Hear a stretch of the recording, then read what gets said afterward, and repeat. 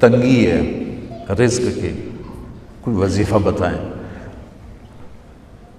کتنے لمبے لمبے وظیفے لوگ پڑھ رہے ہیں کہ کاروبار کھل جائے اور روزی بڑھ جائے، کتنے لمبے چوڑے، کتنے کتابوں میں ایڈے ایڈے بڑے وظیفے لکھے پہ، پڑھ جی مندہ بڈھا ہو جائے۔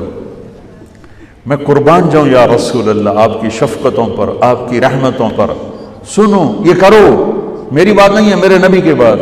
تجربے کی وجہ سے کرو گے تو کچھ نہیں ملے گا، یقین سے کرو گے تو دروازے کھلتے دیکھو۔ کہ یا رسول اللہ ارید ان یوسع علی رزقی، میں چاہتا ہوں میری روزی کھل جائے۔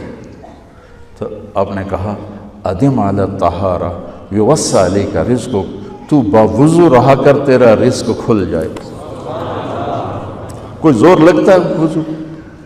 تمہارے یہاں تو سردی ہوتی ہی کوئی نہیں کہ بھئی ٹھنڈا پانی ہے کیسے وضو، یہ تو ہمارے لیے مسئلہ ہے کہ بھئی ٹھنڈا پانی ہے کیسے وضو کرو۔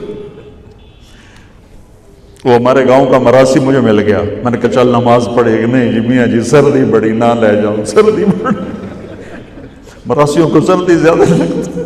میں نے کہا نہیں آج تک نماز پڑھا کے چڑھنا ہے۔ میں اس کو لے کے جب وہ ٹوٹی پہ بیٹھا نا، جو ہی ہاتھ پہ پائے وہ حال ہے ٹھنڈا پانی ہے، وہ حال ہے ٹھنڈا پانی۔ تمہارے لیے تو یہ مسئلہ بھی نہیں کہ ٹھنڈا پانی، میرے نبی کی یہ سارا مجمع لے لو، یہ اوپر مستورات لے لیں۔ ادم علی الطہارہ یوسع علیک رزقک، میرے نبی نے فرمایا باوضو رہنا شروع کر دے، اللہ تیرا رزق کھول دے گا۔ اب یہ اللہ رسول کی آپس کی بات ہے تو میری بات ہوتی تو دیوار پہ مار دو، تجربہ کرو۔ نبی کی بات کو تجربہ کر کے نہیں کرتے، یقین کے ساتھ کرتے ہیں۔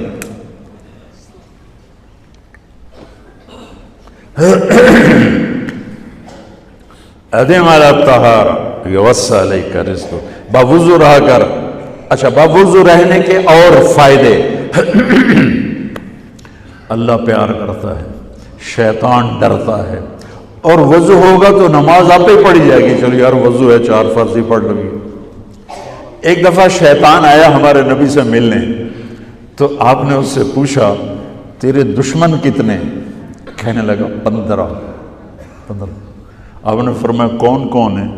کہنے لگا پہلا تو تھوڑا ہی نمبر ہے، پہلا نمبر تو تھوڑے نال میرا لگو ہے۔ پھر کہنے لگا وہ مسلمان جو 24 گھنٹے باوضو رہتا ہے وہ میرا بڑا دشمن ہے۔ جو باوضو رہتا ہے اور باوضو سوتا ہے، ایک فرشتہ اس کے لیے بندگی کا ثواب لکھتا رہتا ہے۔ خیر واپس آتا ہوں، میرے نبی نے فرمایا 4 باتیں لے لو اور دنیا بھی تمہاری آخر، ساری PIA زندہ ہو جائے گی، ساری اکانومی زندہ ہو جائے گی، ساری معیشت زندہ ہو جائے گی۔ 5 بھی نہیں، ایک انگلی بھی آپ نے نیچے کر دی، کہیے بس اتنی لے لو۔ حفظ امانت، صدق حدیث، حسن خلیقت، عفت فی طعمت۔ کیا خوبصورت، ساری زندگی کسی کو دھوکہ نہ دینا، دیانت داری۔ میرے ملک کے ادارے کیوں ڈوب گئے؟ دیانت نکل گئی، کھوٹ آ گئی، دھوکہ آ گیا۔ میرے نبی نے کہا حفظ امانت، کبھی امانت میں خیانت نہ کرنا، صدق حدیث، کبھی جھوٹ نہ بولنا، ہمیشہ سچ بولنا۔ میرے نبی نے فرمایا میرا امتی ہر گناہ کر سکتا ہے، 2 نہیں کر سکتا، ایک جھوٹ کبھی نہیں بولے گا، ایک دھوکہ کبھی نہیں دے گا۔ میرے نبی کی 2 صفتیں ہائی لائٹ ہوئیں، صادق اور بولو کیا ہیں؟ کوئی اور بھی تو ہو سکتی تھی، جس سے مشہور کیا، کعبہ قوسین بھی تو ہے، اور ادنا بھی تو ہے، واللیل بھی تو ہے سیاہ زلفوں والا، والضحیٰ بھی تو ہے روشن چہرے والا۔ کس سے مشہور کیا؟ صادق امین۔ اگر آپ مجھ سے سوال کرو، میں منبر رسول پہ بیٹھا ہوں کہ مولانا صاحب سارے دین کو 2 لفظوں میں بتاؤ، ساری شریعت کو تو میرے پاس دو لفظ ہیں، سچائی اور امانت داری۔ آپ مجھ سے سوال کرو مولانا صاحب ساری دنیا کے کفر کو بتاؤ، تو میرے پاس دو لفظ ہیں، جھوٹ اور دھوکے بازی۔ جھوٹ اور خیانت، پوری دنیا کا کفر ان کے اندر چھپا ہوا ہے۔ سچائی اور دیانتداری، پوری دنیا کا اسلام اس کے اندر چھپا ہوا ہے۔ دیانت اور سچائی یہ بیج کی طرح ہے اور پورا اسلام پھر باغ بن کے پھلتا پھولتا ہے۔ جھوٹ اور دھوکہ یہ بھی بیج کی طرح ہے، پھر اس سے کفر کا جنگل کانٹوں بھرا جنم لیتا ہے۔ میرے معاشرے سے جھوٹ نکل جائے، دھوکہ نکل جائے، یہ پاکستان جنت کا ٹکڑا ہے۔ اور یہ حکومت کے بس کب نہیں ہے کہ وہ سب کو سچ بلوائے، یہ مجھے کرنا ہے، یہ مجھے کرنا ہے، میں نے اور آپ نے اس کو شروع کرنا ہے۔ حضرت جریر بن عبداللہ یہ یمن کے شہزادے تھے، آخری حج پہ مسلمان ہوئے، اپنے نوکر سے فرمایا گھوڑا خرید کے لا، میں پیسے یہاں پیمنٹ کروں گا۔ وہ منڈی میں گیا، 300 روپے کا گھوڑا لے کر آیا۔ جب انہوں نے گھوڑے کو دیکھا تو وہ قیمتی تھا، مالک کو پتہ نہیں تھا، اور یہ گھوڑوں کی نسل کے پہچاننے والے اس سے کہنے لگے تیرے گھوڑے کے 400 کر دوں؟ کر دو۔ بڑا حیران ہو کے دیکھنے لگا، بھائی ہے کہ آپ تو مجھے چیز خریدنی ہے تو میں گھٹاتا ہوں، اور اجمل نے بیچنی ہے تو یہ اس کی قیمت بڑھاتا ہے، اور یہاں خریدار کہہ رہا ہے 400 کر دوں، وہ کہنے لگے کر دو۔ کہ 500 کر دوں؟ کہنے لگا کر دو۔ کہ 600 کر دوں؟ اور وہ تھوڑا تھوڑا گھبرانے لگا، بھائی یہ چکر کی ہے۔ 700 کر دوں؟ 800 کر دوں؟ وہ کہنے لگا حضور تسی لینا تے لو، پر میرا مذاق تھا نا، تسی اڑاؤ، کدی لین والے بھی پیسے بتائے، تسی میں نے 300 دے میں جاواں۔ کہنے لگے اس کو 800 دے دو اور گھوڑا باندھ دو۔ وہ حیران، خوشی سے چھلانگے مارتا ہوا گیا۔ تو جب وہ چلا گیا تو نوکر نے پوچھا میں جب 300 میں سودا کر کے آیا تھا تو 500 کس خوشی میں بڑھائے؟ فرمایا میرے بھائی اس کے گھوڑے کی قیمت 800 تھی، 300 نہیں تھی، اور میں نے نبی کے ہاتھوں میں ہاتھ دے کے یہ وعدہ کیا تھا زندگی بھر کسی کو دھوکہ نہیں دوں گا، سب کی خیر خواہی چاہوں۔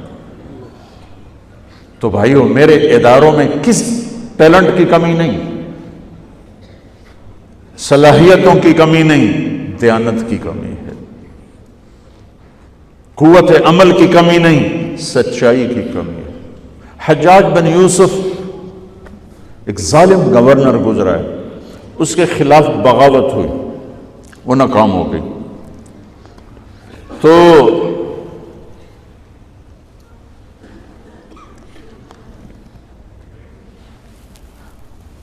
کوفہ میں ایک بزرگ رہتے تھے، ان کے بیٹے اس بغاوت میں شریک تھے۔ وہ چھپتے چھپاتے کئی سال کے بعد واپس آ گئے۔ ابن خراش ان کا نام تھا۔ ان کی سچائی مشہور تھی کہ ابن خراش جھوٹ نہیں بولتا۔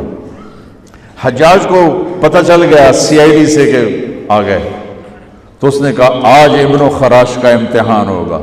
اس کو کھانے پہ بلایا، عنوان ہی نہیں بنایا تفتیش کا، کھانے پہ بلایا اور کھانا شروع ہو گیا۔ باتوں باتوں میں کہتا ہے ابن خراش آپ کے بیٹے ہمارے خلاف لڑ کے بھاگ گئے تھے، کچھ پتہ؟ تو ابن خراش ہنس پڑے، کہنے لگے حجاج زندگی موت تو اللہ کے ہاتھ میں ہے، گھر آئے بیٹھے۔ تو اس نے کہا تیری سچائی کو سلام کرتا ہوں، اگر تو جھوٹ بولتا یہیں تیرا سر اتارتا پھر تیرے بیٹوں کا، جاؤ سلام ہے تیری سچائی کو، تیرے بیٹے تجھے مبارک ہوں، مسلمان جھوٹ نہیں بولتا۔ میرے نبی سے پوچھا گیا یا رسول اللہ کیا مسلمان بزدل ہو سکتا؟ کہا کیا مسلمان بخیل ہو سکتا؟ آپ نے کہا۔ پھر پوچھا گیا جھوٹ بول سکتا؟ کہ نہیں، جھوٹ نہیں بول سکتا۔ تو دو باتیں حدیث پاک کی، صدق حدیث، حفظ امانت، یہ دو باتیں زندہ ہو جائیں تمہارے سارے ادارے زندہ ہو جائیں، ہم نقصان سے نکل کر نفع میں آ جائیں گے، نفع میں آ کر اوروں کو دینے والے بن جائیں گے۔ اس ملک میں اتنے خزانے اللہ نے چھپائے ہیں، اور اس ملک میں اتنے اللہ نے استعداد والے لوگ پیدا فرمائے ہیں، صرف 2 چیزوں سے ہم مار کھا رہے ہیں، ہمارے جو ادارے ڈوب رہے ہیں، وہ گلگت سے لے کر گوادر تک، اس میں وسائل کی کمی نہیں، سچائی کی کمی ہے، دیانتداری کی کمی ہے، اور یہ ریلیٹڈ ہے رب ہونے کے ساتھ، کہ ہم نے اللہ کے رب ہونے میں شک کیا تو ہم غلط راہوں پہ چل پڑے۔ رب تو اللہ ہے، دینے والا تو اللہ ہے۔